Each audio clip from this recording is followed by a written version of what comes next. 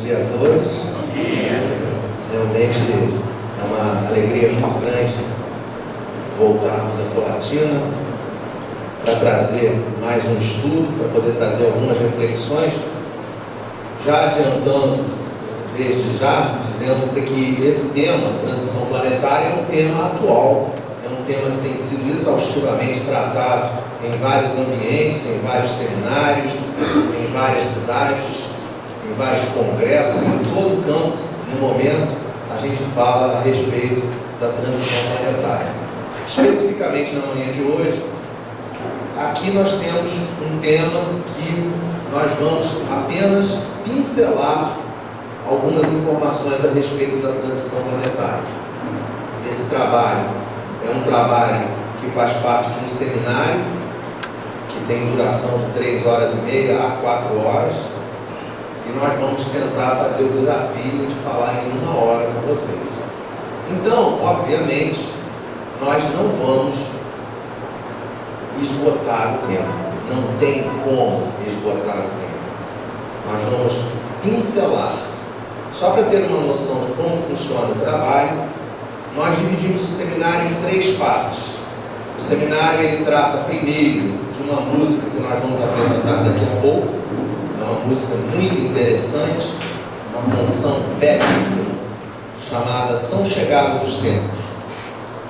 A letra é de uma profundidade enorme e uma das partes do seminário contempla o estudo dessa letra. Quando Virgílio nos convidou e conversamos sobre o estudo da manhã de hoje, nós pensamos em qual das 3 partes nós deveríamos utilizar.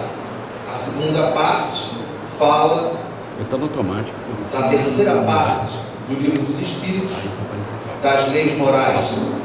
Ou seja, seria o aparelhamento para nós lidarmos com a transição planetária. Primeiro, são chegados os tempos. Num segundo momento, o estudo da terceira parte do Livro dos Espíritos, das leis morais. E o que nós vamos pegar na manhã de hoje, que são as bem-aventuranças.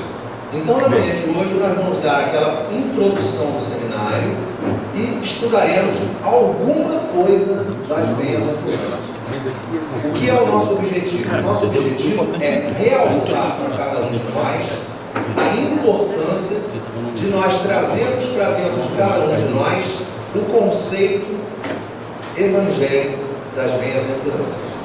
Então, mesmo que seja esgotado o tempo do nosso estudo e nós não consigamos varrer todas as bem-aventuranças, a gente aponta para cada um dos presentes que, através do estudo das bem-aventuranças, nós vamos nos preparar para a transição planetária.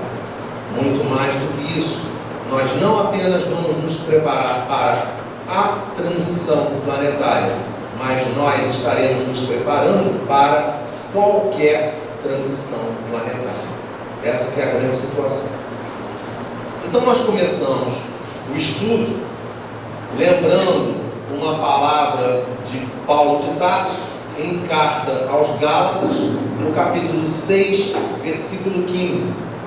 Ele dizia assim: porque em Cristo Jesus nem a circuncisão nem a incircuncisão tem virtude alguma, mas sim o ser uma nova criatura.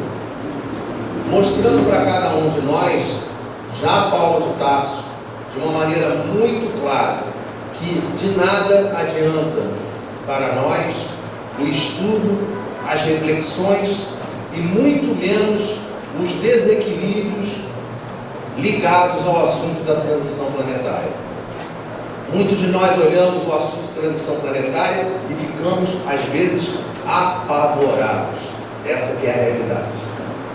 Só para a gente poder lembrar, nós tínhamos um livro, alguns anos atrás, Orson Welles, se eu não me engano, o livro 1984, aí todo mundo olhava e falava: nossa, quando chegar em 1984, aí 1984 passou direto, a gente nem olhou, ninguém nem lembrou do ano 1984.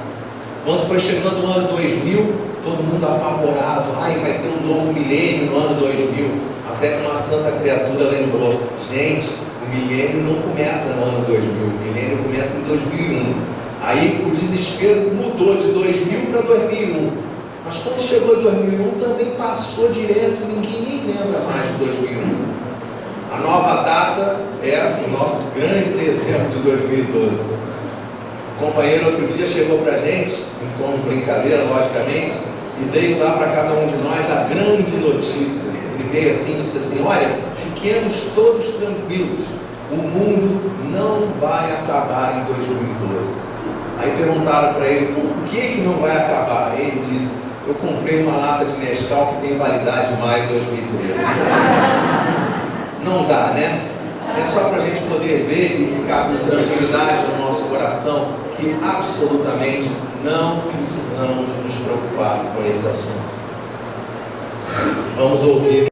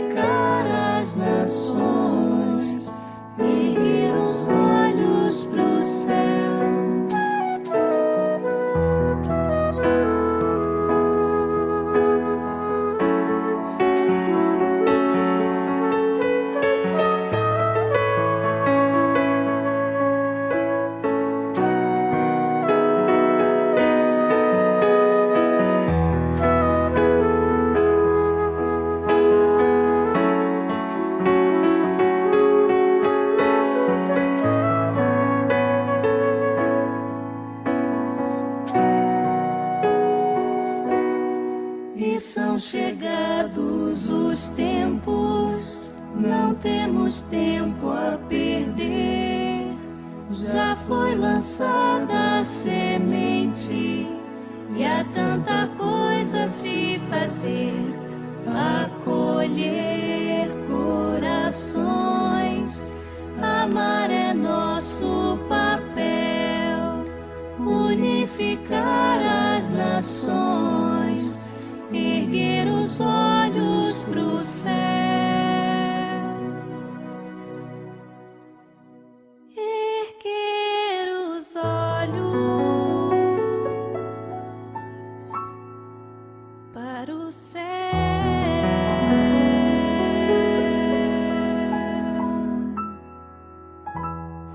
Então aí na voz da Clara Gomes, a gente já fica aí com a senha, né? Está aí a senha para a nossa transição planetária. Efetivamente, já são chegados os tempos, nós não temos mais dúvida disso, inclusive como nós falamos agora há pouco, pela própria intensidade do tratamento do tema, a gente já pode perceber que já são chegados. Não tem mais agora a gente dizer, mas quando vier o tempo, não tem mais isso, já está na hora, efetivamente. E efetivamente nós temos realmente muita coisa a fazer. E aí nós temos várias imagens, uma música belíssima, com muita sensibilidade, e por conta disso que a gente falou, que praticamente a terça parte do seminário é somente o estudo e reflexões sobre esta música. Tamanha a profundidade dessa letra. Quando a gente vai na Gênesis capítulo 18, item número 1, diz: dizem-nos de todas as partes que são chegados os tempos marcados por Deus, em que grandes acontecimentos se vão dar para a regeneração da humanidade. Muitos de nós, quando olhamos isso, ficamos apavorados, como dissemos agora há pouco. Mas é necessário nós lembrarmos que tudo é harmonia na obra da criação. Então, mesmo que, costumamos dizer isso, mesmo que, porventura, caísse, por exemplo, um grande meteoro aqui em Colatina, às 9h18 da manhã, está todo mundo olhando a hora, né? É agora mesmo. Mesmo que caísse um grande meteoro aqui, exatamente em cima da nossa cabeça, e todos nós viéssemos a desencarnar, costumamos dizer que a melhor coisa que nós devemos fazer enquanto espíritas é voltar à consciência o mais rapidamente possível e continuarmos o estudo da manhã, para depois chamarmos para nós os conhecedores da Boa Nova, os conhecedores desta nova revelação que é a doutrina espírita, e chamarmos para nós a responsabilidade do reerguimento dos irmãos em humanidade. Então, o que traz, o que chega para cada um de nós, não é uma mensagem vã, não é uma mensagem vazia, é uma mensagem de responsabilidade. É um conhecimento que nós não apenas recebemos no dia a dia por um mero acaso da natureza. É um conhecimento que nós recebemos para utilizarmos no nosso dia a dia. Quando nós olhamos, vive-se na Terra o momento da grande transição. E aí lembramos da grande caminhada que nós temos. Já saímos de mundo primitivo, já estamos em expiações e provas, chegaremos em regeneração, mas não podemos perder de vista que chegará o dia em que iremos para o patamar dos mundos ditosos e finalmente para os mundos celestes ou divinos. Esta via é uma via que nos convida à subida dessa escadaria. É uma grande escadaria. Lá no Rio de Janeiro tem uma escadaria chamada Escadaria da Penha, da Igreja da Penha, que fica lá na Vila da Penha. É uma escadaria íngreme, mas é uma beleza. A pessoa olha lá de baixo e fala assim: vou não. É assim que a pessoa fala. Mas a pessoa, para nós, essa escadaria aqui, que tem até um nome, a Caminho da Luz, né? Essa escadaria nós não podemos deixar de subir.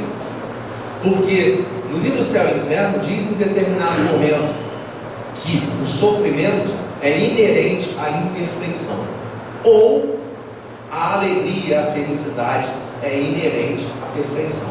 Então, se nós queremos deixar de sofrer, a única forma é subir essa escadaria. É essa mão única, sair daqui de provas e expiações e chegar à regeneração.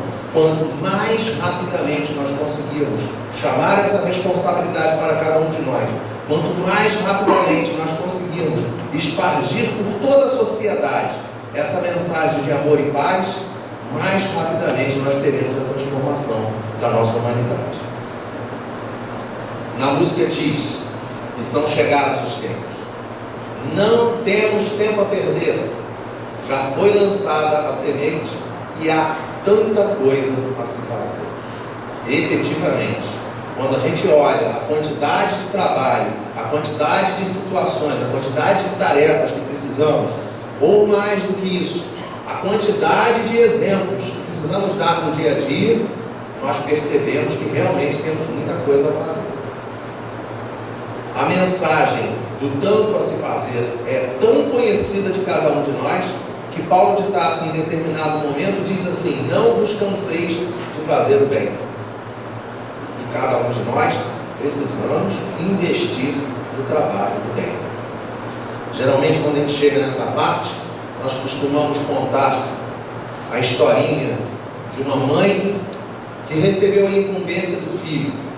Mãe, faz favor para mim, amanhã me acorda às 7 horas da manhã porque eu tenho que trabalhar.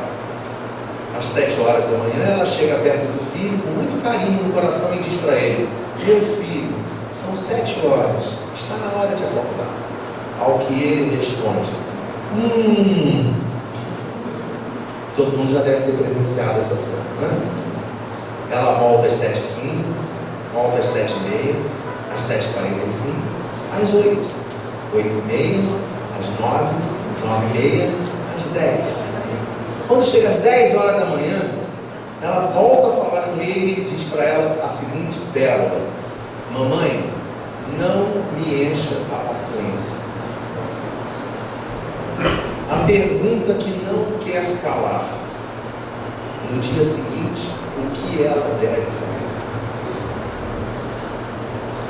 Quando ele diz assim: mamãe, me acorda amanhã às 7 horas, porque eu tenho que levantar para trabalhar. Muitos de nós pensamos assim: larga para lá. Paulo de Tarso ensina: não vos canseis de fazer o bem. A companheira do Rio de Janeiro sai para distribuir a sopa, feliz da vida. Eu trabalho na distribuição da sopa, que coisa maravilhosa, sorrindo, coração alegre, que coisa linda, 200 quentinhas, né, preparadas, que coisa maravilhosa. Aí ela pega, bota dentro do carro, os engradados, aí vai em direção do trabalho da distribuição da sopa durante a noite, para aqueles irmãos famintos, abandonados no dia a dia. No meio do caminho ela percebe e ouve um som: tia, me passa o celular. Ela é abordada na rua e é subtraído o celular. Chora, chora, chora, chora, desesperada. Como é duro fazer o bem. Não, minha irmã, não faça isso. Volte e repita a tarefa, porque o bem é necessário para a nossa humanidade. Eis que no sábado seguinte, ela participa novamente do trabalho da sopa. Novamente 200 quentinhas. Que alegria, quanta alegria no coração. Agora eu venci a prova. E ela pega, se dirige para a distribuição da sopa, e eis que mais uma vez: tia, me passa o relógio. Ela chorava desesperada. Assim não dá para fazer o bem. E foi dito a ela: não hesite, volte a fazer o bem. E é essa a situação de cada um de nós. A cada dia de nossas vidas nós vamos fazer o bem, nós vamos ser convocados a participar de estudos, convocados a trabalhar na caridade, vamos ser convocados a exemplificar tudo que aprendemos. E vamos receber sorrisos jocosos, vamos receber críticas, vamos receber 1 milhão de comentários infelizes. E nós não podemos abrir mão dessa percepção de que há tanta coisa a ser feita a caminho da luz, como nós dissemos. No livro dos Espíritos, questão 621, Kardec pergunta: onde está escrita a lei de Deus? Na consciência. E nós sabemos disso. Ele fica tão intrigado com a questão que ele volta no item A a perguntar: ora, se está escrito na consciência, qual a necessidade havia de lhe ser revelada? E aí os Espíritos respondem que nós esquecemos e desprezamos as leis de Deus. Eles dizem que Deus quis que esta lei fosse a cada um de nós lembrada. Então, por isso que nós aprendemos a lei de Deus e repetimos esse aprendizado no transcorrer das nossas vidas. Quando Sócrates chega até a entrada do templo de Apolo em Delfos, ele olha aquela frase muito conhecida de cada um de nós: conhece-te a ti mesmo. A frase é de tamanha importância que quando Kardec pergunta na questão 919 do Livro dos Espíritos, qual o meio prático mais eficaz que tem um homem de se melhorar nesta vida e de resistir à atração do mal, ele recebe dos espíritos superiores a resposta, como sábio da antiguidade falou disso: conhece-te a ti mesmo. Mas conhecer a si mesmo não é suficiente. Conhecer a si mesmo é o primeiro patamar necessário para que nós tenhamos a nossa transformação. De nada adianta a pessoa olhar para si mesma e falar assim: eu sou assim, eu tenho esse defeito, tenho isso,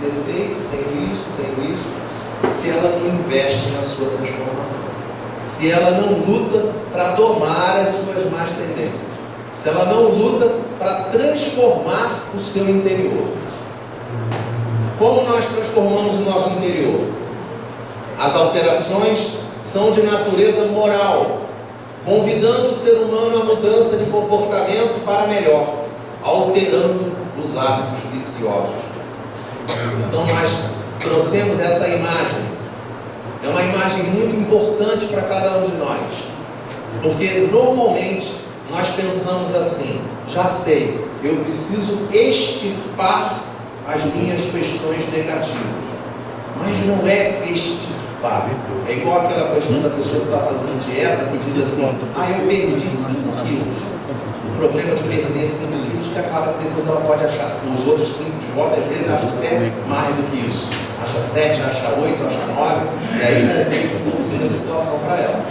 Então, na realidade, o que nós precisamos fazer com os nossos vícios é o que está escrito aqui: é jogar nessas lixeiras, não nas lixeiras definitivas, mas nas lixeiras de reciclagem. Nós precisamos fazer uma reciclagem do nosso eu. A mudança é nesse nível, é uma mudança de reciclagem, de transformação, de olhar e não olhar para trás e pensar assim, com aquele olhar de autopiedade: ai, tadinho de mim, né? A gente lembra de Chico Xavier em 2 momentos agindo dessa forma. Tenho certeza que aqueles que conhecem a biografia do nosso querido Chico lembram disso. Num primeiro momento ele diz: eu sou apenas um verme da criação. E eis que Emmanuel imediatamente vira para ele e diz: alto lá. Não com essa serenidade que estou falando aqui, porque eu não quero nem falar para não assustar as pessoas. Ele fala, brada: alto lá.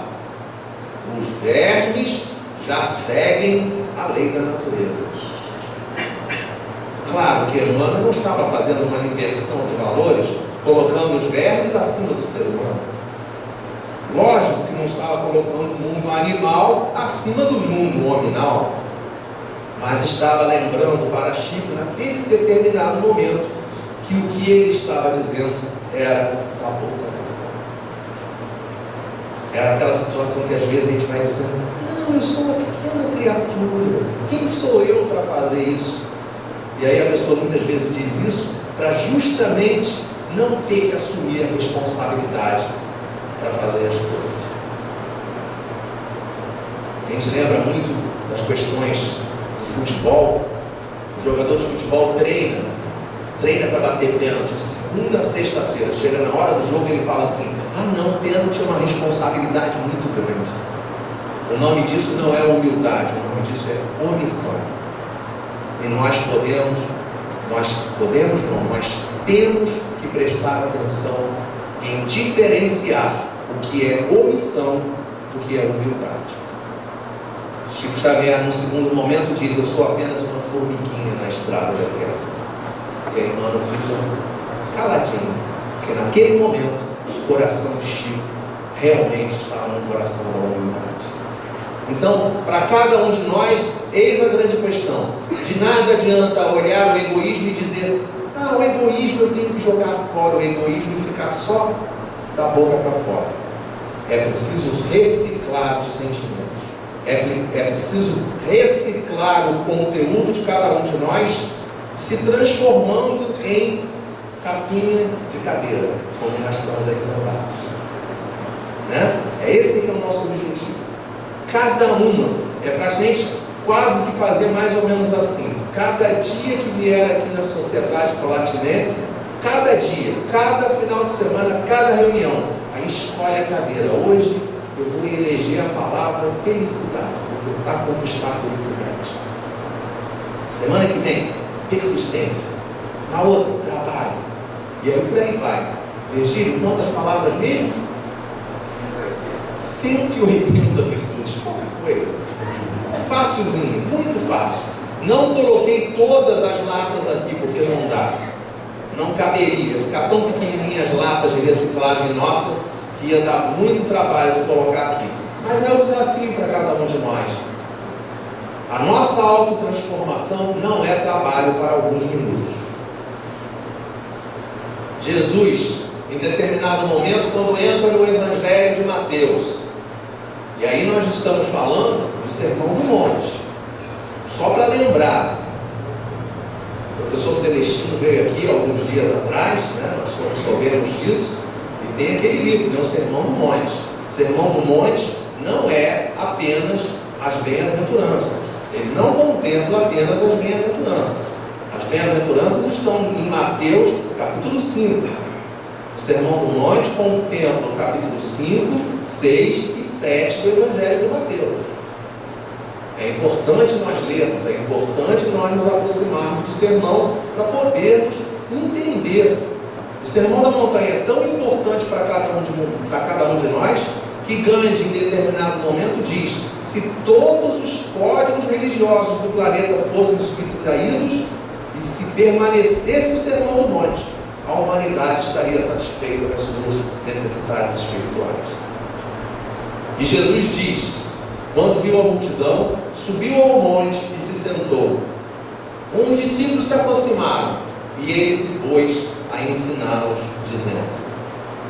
Então, para aqui, a importância de nós vermos a transformação do conteúdo que ele traz, ensinando para cada um de nós que o reino dos céus já não é mais esse reino dos céus que as figuras do dia a dia mostram para nós. Porque cada um de nós fazemos assim, o reino dos céus, aí apontamos para lá. Deus não está lá, assim como nós fazemos. Deus está em todos os lugares.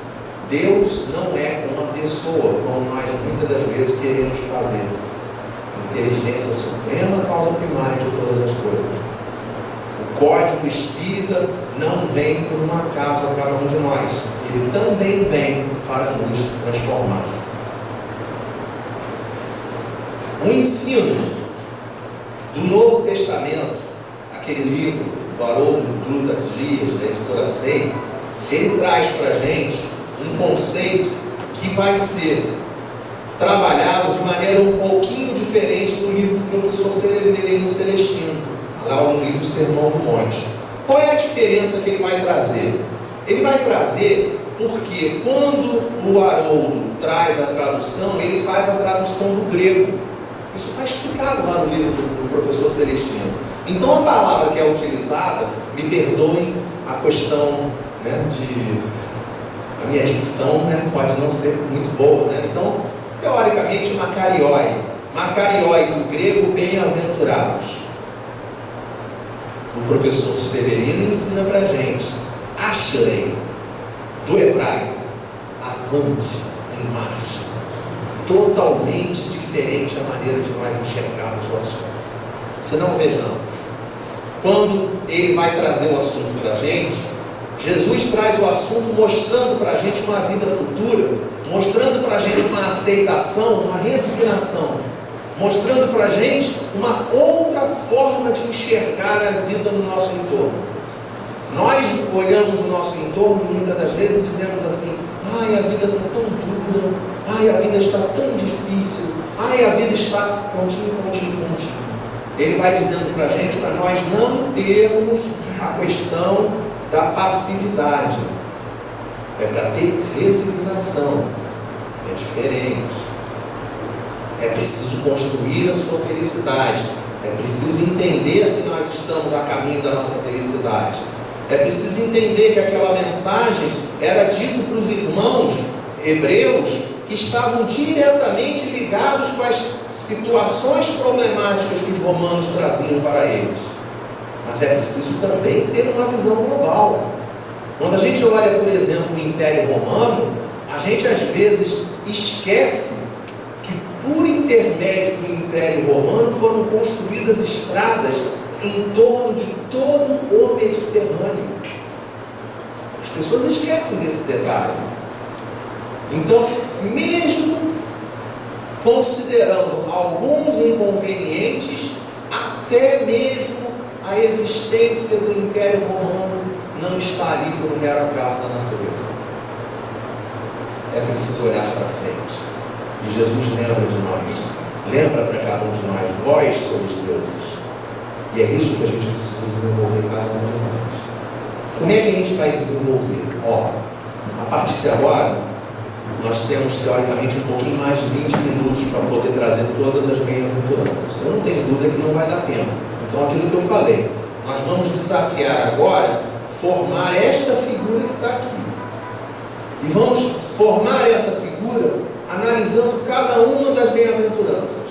Então, Mateus capítulo 5, versículo 3. No Evangelho segundo o Espiritismo, isso vem para a gente da seguinte maneira. Aqui no Evangelho segundo o Espiritismo, capítulo 7. Bem-aventurados os pobres de espírito. Olha como é que vem aqui. Bem-aventurados os pobres de espírito, pois que deles é o reino dos céus. Realmente o professor Celestino foi muito feliz quando substitui a palavra bem-aventurado por avante. Porque quando nós olhamos bem-aventurados, a gente às vezes pensa assim: bem-aventurado aquele que sofre. Ai, que legal, eu estou sofrendo. Que coisa boa, eu estou sofrendo. Ai, mas eu estou sofrendo tanto, eu estou tão... Como é que você está? Ô Eduardo, como é que você está? Eu estou muito feliz. Estou sofrendo todo dia, estou sofrendo. Não pode ser essa a mensagem. Não pode ter sido isso que Jesus disse. Até podemos encontrar uma explicação, e o Evangelho nos mostra isso, quando a gente olha a vida futura, quando a gente olha o futuro. Mas a mensagem de Jesus não é uma mensagem somente para o futuro. A mensagem de Jesus é uma mensagem instantânea, é uma mensagem de consolação instantânea. Ela serve para o presente e serve para o futuro. Então, mesmo considerando a necessidade do nosso olhar sobre o futuro, é importante que nós consigamos ver. Olha como é que modifica. Avante os humilhados de espírito, porque para eles é o reino dos céus. Olha, quando você estiver em dificuldade, não para, levanta, vai adiante, insista. Como a gente ouve no ditado popular: levanta, sacode a poeira, dá a volta por cima, se levanta, não importa quantas vezes você cai, levanta e segue adiante. Vá conquistar seus sonhos, vá conquistar os seus desejos, em todas as instâncias possíveis e imaginárias. Seja no campo pessoal, no campo do sentimento, no campo do trabalho, em todos os aspectos. Não devemos esmorecer, não devemos parar. Devemos ir adiante, devemos nos levantar, devemos caminhar, buscar a nossa vitória. Somente nós conseguiremos buscar a nossa vitória. E uma das situações fundamentais é a substituição do eu fiz pelo fiz com a ajuda de Deus. Fundamental. Companheiro numa palestra no Rio de Janeiro, Alexandre, dizia em determinado momento que estava no ambiente do trabalho com grande dificuldade. Ele está lá em dificuldade, está em dificuldade, não consegue resolver o problema, não consegue resolver o problema, não consegue resolver o problema. Aí ele pega, entre aspas, desiste, joga a caneta em cima da mesa e diz assim: ai meu Deus, me ajuda. Exatamente naquele momento, plim, pegou a caneta novamente, escreveu. O problema do ser humano, quando ele termina de escrever, ele diz assim: nossa, eu sou muito bom. Olha o resultado do trabalho que eu fiz. E muitas das vezes a gente não consegue perceber isso. É preciso colocar essa questão material um pouquinho em segundo lugar, levar para o primeiro lugar a questão do espírito. É preciso modificar o nosso sentimento. Só estou dando um flash, tá? Só estou dando um flash dentro da bem-aventurança. Não tem tempo, a gente não vai ter tempo para conseguir tratar ela à profundidade. Quer tratar na profundidade? Evangelho segundo o Espiritismo, está aqui, tudo o código está aqui para a gente. Tá? Vamos ver a segunda parte. Vamos construindo uma figura lá. Continuamos na construção da figura. A figura já está, muitos irmãos já olham e falam assim: ah, eu já sei que figura é essa. Muitos já sabem que figura é aquela. Avante os enlutados, porque serão consolados. Mateus capítulo 5, versículo 4. Estamos diante da dor. O que devemos fazer? Isso é para o dia a dia. Isso é coisa para o dia a dia. Isso aqui acontece o tempo todo. Vou trazer todas as questões aqui para a gente pensar. Nessa primeira parte, dor, o que fazer? A gente lembra muito bem de uma situação que aconteceu lá no Rio de Janeiro.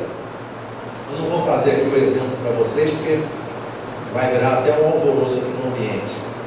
Mas nós estávamos dentro de uma capela, no velório da nossa avó. Capela aí. Na capela, imediatamente ao lado, também tinha uma outra avó desencarnando. Devia ter mais ou menos umas 20, 25 pessoas, gritando o tempo todo. Imagine 20, 25 pessoas gritando: ai vovó, por que você me deixou? Ai vovó. Mas olha, o barulho estava de tal tamanho, mas de tal monta, que nós não aguentamos e fomos na sala do lado. Nós fomos assim na porta e dissemos assim: olha, se alguém quiser conversar, nós estamos aqui na sala ao lado. Na capela também, aqui na capela ao lado. Uma só pessoa saiu da capela. Uma jovem, mais ou menos uns 17, 18 anos. Ela chegou para a gente e perguntou: o senhor é padre? Não, não somos padre. O senhor é pastor? Não, não somos pastor também. O senhor é o quê? Eu acredito no Cristo, na mensagem do Cristo. Vamos inverter o assunto. Você acredita na mensagem do Cristo? Eu sou evangélico. Ai, que bom.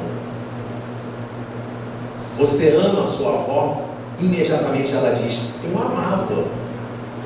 Como amava a sua avó, se Jesus ensina a cada um de nós que a morte não existe?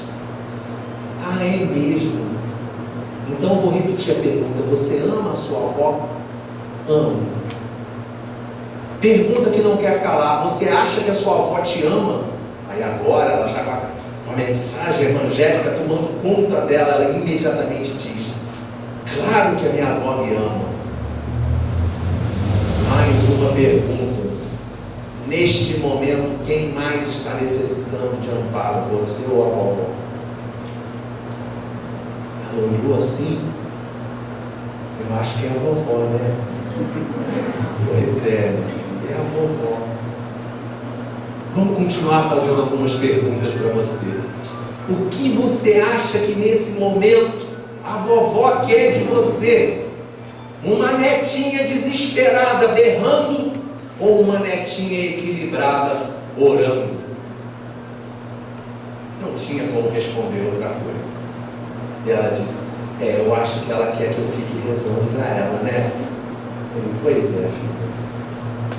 Então vai novamente para lá, e ao invés dos gritos e do desespero, no momento da dor, não esquece da mensagem evangélica. Eu não tinha como continuar muita coisa para ela, mas para nós que somos espíritas, nós podemos continuar. Vamos lembrar da tia Vilma, naquela música, a prece.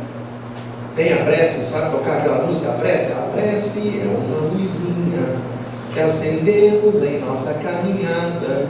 Sabe tocar essa música? Não aprendeu? vale a pena, vale a pena. Música infantil, com uma profundidade impressionante.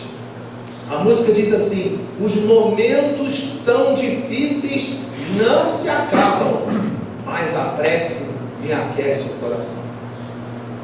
Naquele momento de dor, na hora da saída do corpo, vamos supor que tinham 25 pessoas gritando: ai vovó, ai vovó, ai vovó. No momento da saída do corpo, menos uma pessoa saiu gritando daquele ambiente.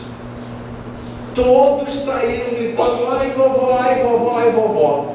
E aquela irmã sai ao final de todos, atrás de todos eles, com o rosto abaixado, fazendo uma oração em favor daquela avó que tinha recém-partido.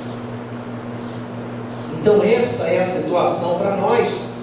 Avante você que está enlutado, entendendo, por exemplo, que naquela época, qual a idade média dos habitantes naquela época? Se nós olhamos hoje em dia, os brasileiros, idade média 75, 76 anos. Há 10, 20, 30 anos atrás, era 60 e pouco. Imagina, há quase 2000 anos atrás, como era a idade média. 30 anos, 30 e pouco. Então, a quantidade de irmãos enlutados era enorme na época de Jesus. A quantidade de irmãos hebreus que sofriam pela morte de parentes era enorme.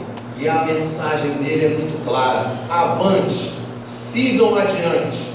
A mensagem espírita nos ensina a terapia ocupacional. Não para, procura uma atividade. A mensagem espírita é uma mensagem. Se você chega para Gandhi, Gandhi diz: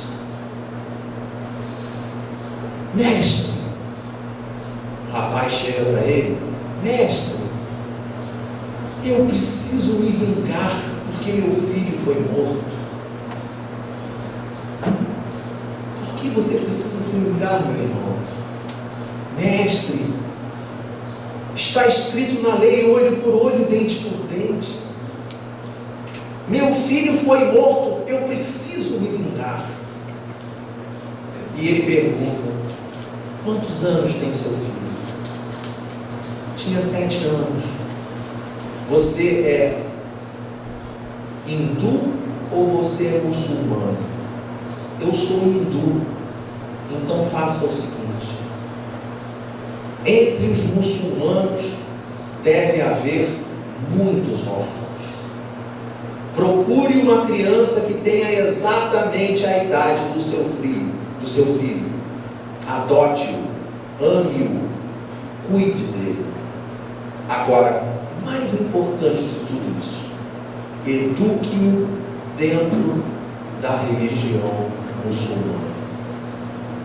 Ou seja, não apenas ocupe-se, mas adote um filho muçulmano. Você é hindu, adote um filho muçulmano e eduque-o segundo os preceitos muçulmanos. Seria o equivalente a cada um de nós, que muitas das vezes criticamos outras religiões, é a lembrança para cada um de nós: eduquemos os nossos filhos no caminho do bem, não importando qual a religião que eles seguem. Não precisam ser espíritas necessariamente. A lei do trabalho. Jesus lembra para a gente no Evangelho de João, capítulo 5, versículo 17: meu Pai trabalha até agora e eu trabalho também. Essa mensagem da terapia e do trabalho é tão importante que não é apenas Gandhi que diz isso para cada um no momento da dor. Madre Teresa diz a mesma coisa, Chico Xavier diz a mesma coisa. Todos os grandes benfeitores espirituais dizem para cada um de nós: quando estivermos diante da dor, trabalhemos no bem, trabalhemos na caridade, trabalhemos amparando aqueles irmãos em humanidade. Chico Xavier, tivemos até há pouco tempo aquele filme, As Mães de Chico Xavier, né? Só para a gente poder ter uma ideia de o que nós precisamos fazer. Tudo isso é trabalho da construção da nossa nova situação no planeta. Vamos mais um. Evangelho de Mateus, capítulo 5, versículo 5. Avante os humildes, porque eles herdarão a terra. Substituir a arrogância, o egocentrismo, o orgulho, aonde tiver qualquer uma dessas expressões, tentar trazer no nosso comportamento do dia a dia a questão da humildade, a mansuetude, a paciência, a doçura, a tolerância. Ouvir, por exemplo, no livro dos Médiuns, capítulo 3, o método, no item 33, se nós não nos enganamos, especificamente no penúltimo parágrafo, ele dá nesse item a sequência dos estudos que nós podemos fazer para nos aproximarmos da doutrina espírita. Então lá fala a questão do que é o Espiritismo, do livro dos Espíritos, dos livros dos Médiuns, do Evangelho segundo o Espiritismo, mas em determinado momento diz a necessidade de nós estudarmos outras coisas. Nós não podemos centralizar as nossas leituras apenas em doutrina espírita, porque senão nós acabaremos nos configurando em fanáticos. Então nós precisamos ler jornal, ver televisão, se atualizar, saber o que está acontecendo no mundo. Segundo o ensino do Evangelho, é viver a mensagem, olhar a mensagem, mas não precisa vibrar na mensagem. Ah, eu sei que tem uma guerra em tal lugar, ponto final, acabou. Não precisa ler item por item o que está acontecendo, porque a gente sabe, né? Antigamente lá no Rio de Janeiro tinha um jornal que a gente dizia que a gente pegava o jornal espremido. Não precisa nem complementar, todo mundo sabe o que eu estou falando. Olha o Gandhi trazendo para a gente o conceito da rinça, da não violência, o conceito da satyagraha. Coisas poucas para cada um de nós, hein? Coisa pouca. Por exemplo, não falar mal. Simples, coisa fácil, muito fácil para cada um de nós. A gente diz assim, o manual do palestrante fala assim, não dê exemplos particulares, mas quando o exemplo é negativo, a gente até dá. Eu me lembro uma vez que eu estava dentro de uma... A gente tem a casa aqui em Marataízes, né? Podemos falar abertamente, não é novidade, o erro é nosso, né? Aí nós vamos no meio da rua, está um monte de companheiros falando mal da vida alheia. Aí eu olho aquilo e aquilo está perturbando, me incomodando, né? Eu estou olhando aquilo, porque fulano, não sei o quê, primeiro treino, não sei o quê, bicicleta, não sei o quê. Aí eu olho aquilo e falo, meu Deus do céu, as pessoas estão aqui falando da vida alheia, isso está me incomodando, deixa eu sair de perto. Aí saio de perto, chego em casa, pego o telefone e ligo para minha esposa. Oi, Lícia, tudo bem? Tudo bem. Ai, eu não estou aguentando ficar aqui na rua. Todo mundo fica falando da vida alheia, porque fulano está falando da vida alheia, porque Beltrano está falando da vida alheia, porque Ciclano está falando da vida alheia, Beltrano está falando da vida alheia, não sei o que lá está falando da vida alheia, não sei o que lá está falando da vida alheia. E eu também. Então é assim que a gente faz às vezes. A gente vai lá e aponta e esquece que nós estamos fazendo igual. Não, agora ficou mais difícil, né? Não pensar mal. Se não falar mal já estava difícil, imagina não pensar mal. Não ter violência, não ter emoções negativas.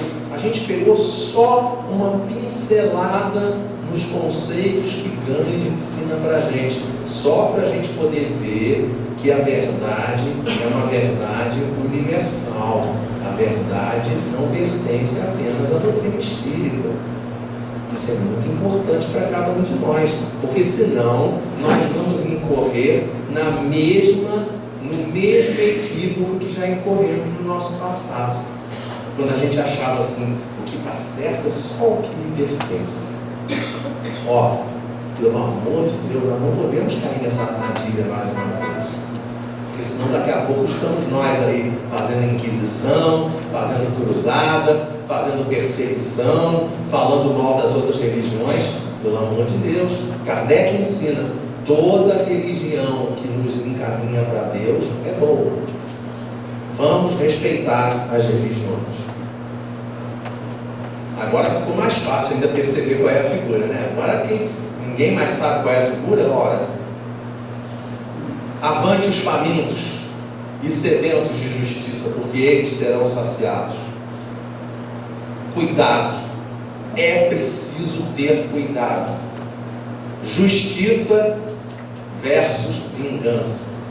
Muitas das vezes nós queremos vingança e mascaramos a vingança com o nome da justiça. Então nós temos que ter cuidado com esse sentimento. Nós devemos aspirar ardentemente à perfeição, o nosso ajuste perante as leis de Deus. Vamos formar a imagem. O poeta popular ensina para a gente, não é? Nós já ouvimos isso, né? É preciso, como é que ele canta? É preciso amar as pessoas que não conhecem. Essa é a situação. Então, avante os que promovem a vida, porque eles receberão a vida. Revestivos. Olha Paulo na mensagem que ele, na carta que ele manda aos Colossenses, capítulo 3, versículo 12. Revestivos de entranhas de misericórdia. Não é ser misericordioso, não, hein? É entranhas. A misericórdia tem que estar lá no âmago do nosso ser. Se fosse Joana de Ângela, ela diria assim: tem que estar no nosso ímã. Lembra? É isso que tem que ser, tem que estar lá dentro de cada um de nós. A transformação dos nossos sentimentos, o esquecimento, o perdão das ofensas. Perdão, construção da palavra perdão. O prefixo per e a complementação, donar. Per, se encher. Per é aquele estar completo, estar cheio de donação, de doativo. É o tempo todo se doar, dar a outra face, olhar para aquele que está nos ofendendo e esquecer a ofensa, olhar para aquele que está nos ofendendo, como diz aquela fábula, escrever a ofensa na areia, bem perto de onde a onda vai, para que a ofensa seja apagada. Exatamente o oposto do que nós fazemos no nosso dia a dia. Porque no nosso dia a dia a gente faz o contrário. A gente escreve lá dentro de cada um de nós. Aí vira para a pessoa e diz assim: não, eu estou te perdoando. Ainda bota o dedo em risco. Eu estou te perdoando, mas nunca mais faça isso. É assim que a gente perdoa em muitas ocasiões. Então, menos. Essa que é a situação. Servir em todas as ocasiões. Eu vou parar por aqui. A mensagem está dada. A mensagem, o convite está feito para cada um de nós efetivamente nos prepararmos para todas as transições planetárias. Não olharmos para a transição planetária absolutamente com um olhar de desespero, mas sim olhar para a transição planetária como uma continuidade das nossas vidas. Então, efetivamente, fica o convite: aproximemo-nos das bem-aventuranças, nesse caso, o estudo da manhã de hoje, para nos prepararmos para qualquer transição planetária. Paz em Cristo Jesus.